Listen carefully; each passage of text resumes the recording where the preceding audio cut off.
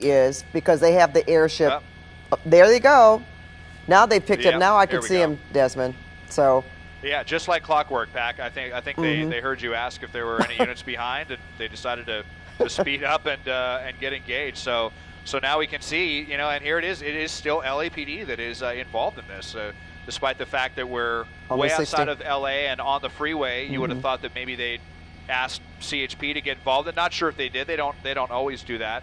With certain suspects, they want to take it all the way to the end without handing it off to any other agencies. And it kind of works more cleanly that way as well. The less agencies you have involved, I think, the less paperwork you have to deal with when you finally do slap the cuffs on these suspects. So we're eastbound on the 60 now as we head towards Hacienda Heights, and we'll see. Well, and there was a unit right there, and he is getting off the freeway. See what his next move's going to be. You know what? And Desmond, I mean, when you think about the tools that they have to try to stop this, now they're staying with this guy.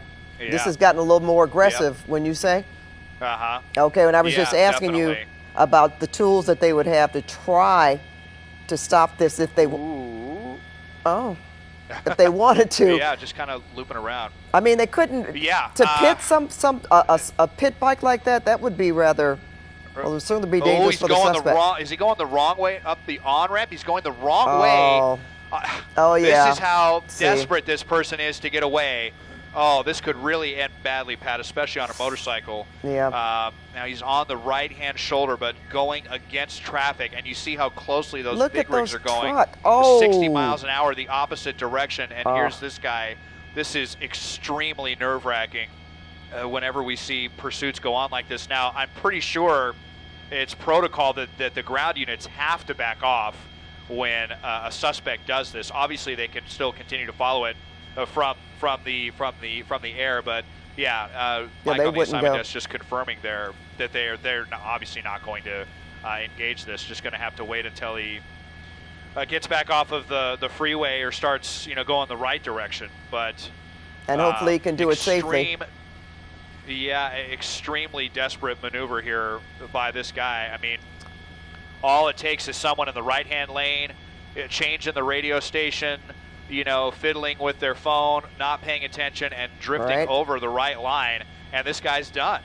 And he could hit something. We all see it. He could hit something like a rock or anything like that and just propel him onto oncoming traffic like that. So, yeah, he's taking a lot of chances. There's a lot of freeway junk on the right-hand shoulder of any freeway. That's whenever there's a hazard in the roadway. That's how CHP addresses it. And look, there was a big rig right there that was pulled over. So lots of hazards. There's designated spots where big rigs can pull over to rest for the night on the sides of some freeway. So I'm wondering if that's what that was all about. But just about as desperate a maneuver as you can see, Pat, by any suspect in any pursuit.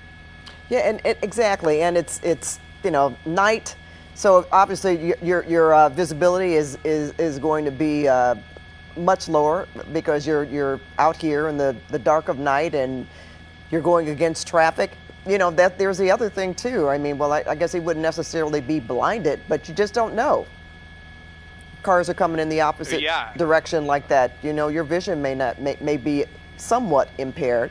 But I'm just wondering what his next move would be, where he's going to, is he going to go off another exit or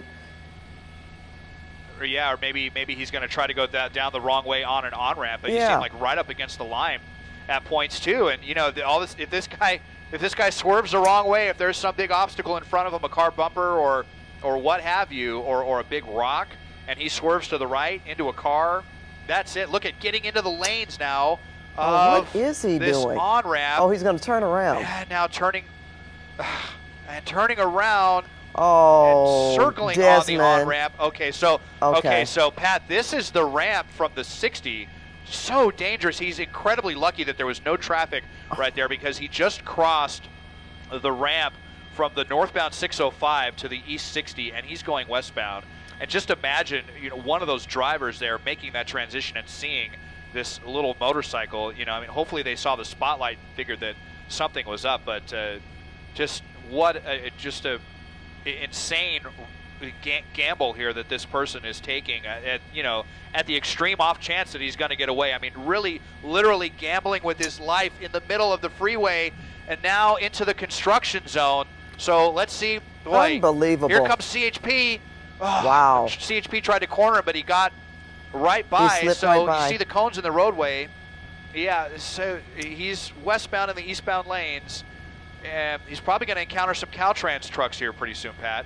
And he's going against traffic. It's just unbelievable at this point. Look at how fast the other cars are going. Right. And he's on this little bike. Yeah, right up against a concrete mixer there. And we'll see how far this cone pattern goes. This is where they've been expanding the freeway, adding carpool lanes to both sides of the 60. This project that's been going on for years and years, and you can see it looks like it's almost done, but yeah, I don't think I've ever seen this, Pat. It's certainly not this combination. You can see LAPD watching now from the other side of the freeway. Yes. So there you go. So they're able to safely, go with the flow of traffic and keep eyes on the ground and try to intercept him. There was a truck or a cab that was parked on the freeway that had just stopped. Or did you notice that? Yeah, I mean, there's been a couple of big rigs that we've seen stopped over on the right side of the freeway. But we've seen this guy going through the recreation area, Whittier Narrows. Okay, that was one thing. A real cute attempt to get away from the cops. Like no harm there. But here you are endangering so many people and yourself, and actually having to go into open lanes of the freeway to get around the sign. What is he doing? Oh, that was crossing scary. The lanes of the freeway. That was so scary, Crossing Desmond. the lanes. That was too close. You see him doing a U-turn on the freeway and turning back around again. And let's see if this is where he's going to get back off. Now, I believe this ramp here, and he saw the red blue lights near the Whittier Narrows area where we just were. And what other desperate maneuver is this guy, going to pull out of his back pocket? Well, I haven't seen anything like that, Desmond, as we were just talking. I mean, that was more than some daredevil moves there, going on the freeway and turning around in the middle of the freeway against traffic.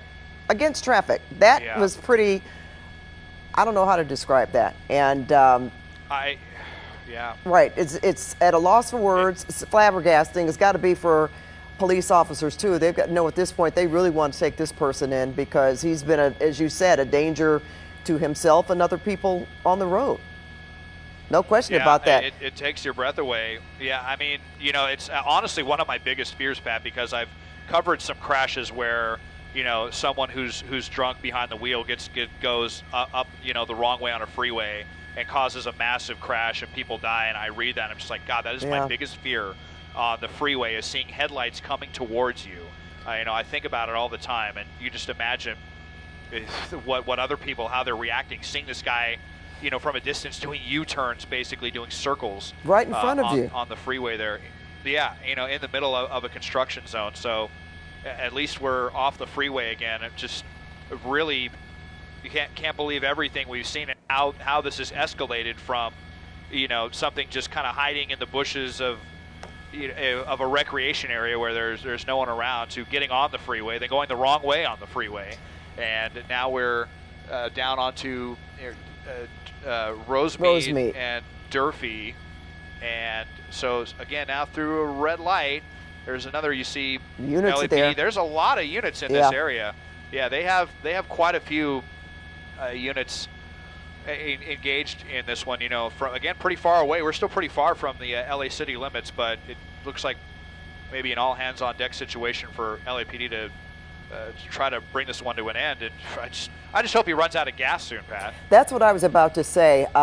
We were talking about, we don't know exactly. I haven't looked it up about how many gallons that this particular bike. Someone on Twitter said this was a Honda Prom or something like that.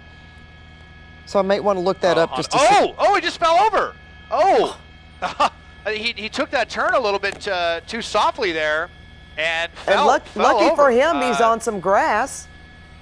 Yeah, it looks like he's getting back into that area, Pat, the Whittier Narrows area. I think he just misjudged that turn, or maybe he's getting tired of being on this bike or what, but he might be stuck now. Just widen out, and now, okay, here's a great opportunity.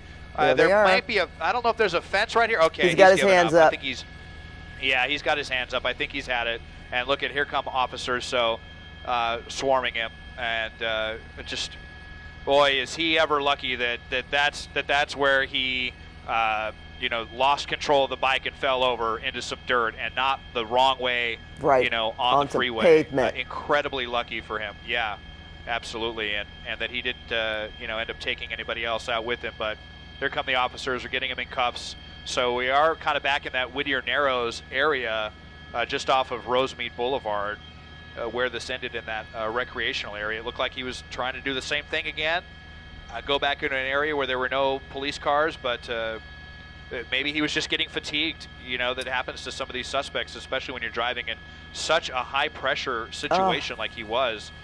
He just looked like maybe he had had enough and wiped out there around that turn, to the advantage of the waiting LAPD. Well, you know what, Desmond? Oftentimes people want us to follow up. You do. I would like to know, pardon me, first of all, what were you thinking? And, who is this person? And exactly, was it robbery, burglary, whatever it was that propelled him to think he could get away and to risk? That was just life risking, the moves that he made on the freeway there. That was unbelievable. Pretty incredible. Yeah. And he is lucky, as you said, Desmond, to end up, not being able to go any further on the dirt, as opposed to just wiping out on pavement, or, just having someone run into him, or he crashed into someone else. This was some pretty breathtaking moments there, Desmond. So we're going to call it a night. And Des, who knows what we can expect tomorrow, but that's a lot of work that you put in today. So, yeah, thanks, Pat. I know it's not even a full moon. It's a beautiful moon out there. But, yeah, we appreciated the shot. A crazy one. Yeah, I love bringing you guys the weather shots. I always love doing that. And as for this guy, I mean, I'm sure he's disappointed he's going to jail, but should just be incredibly thankful that he's alive. Exactly. He should be.